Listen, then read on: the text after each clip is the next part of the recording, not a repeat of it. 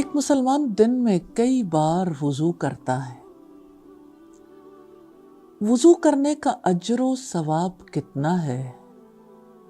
نبی صلی اللہ علیہ وسلم نے فرمایا، جو شخص اچھی طرح وضو کرتا ہے اس کے گناہ اس کے جسم سے نکل جاتے ہیں، حتیٰ کہ اس کے ناخنوں کے نیچے سے بھی گناہ نکل جاتے ہیں۔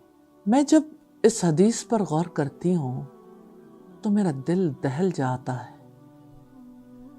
گناہ انسان کے جسم سے چمٹے رہتے ہیں،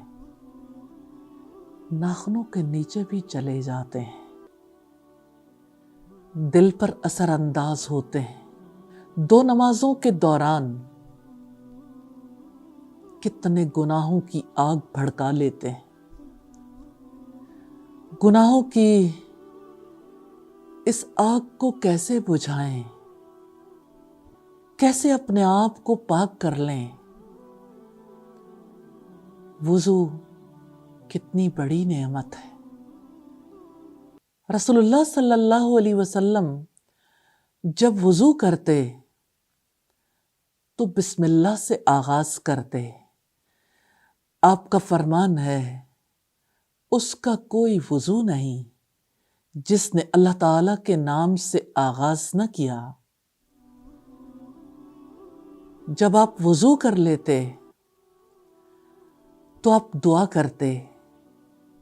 آپ صلی اللہ علیہ وسلم نے فرمایا، جو شخص وضو کے بعد یہ دعا کر لے، اشہد ان لا الہ الا اللہ وحدہ لا شریک لہ واشہد ان محمدا عبدہ ورسولہ اللہم اجعلنی من التوابین واجعلنی من المتطہرین۔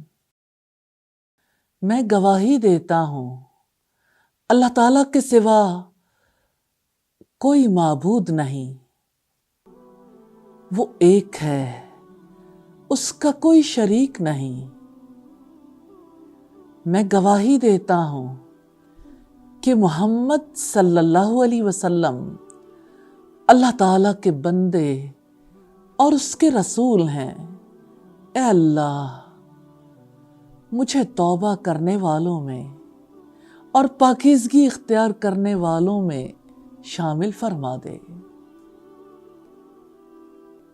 جو شخص یہ دعا کرتا ہے اس کے لیے جنت کے 8 دروازے کھول دیے جاتے۔ ہاں، یقین رکھیں جنت کے یہ دروازے کھل سکتے ہیں۔ دعا کر لیجئے، ہر وضو کے بعد اس دعا کو شامل کر لیں۔ دعا عبادت ہے، دعا حفاظت ہے، دعاؤں کا حصار ہے، دعاؤں پر انحصار ہے۔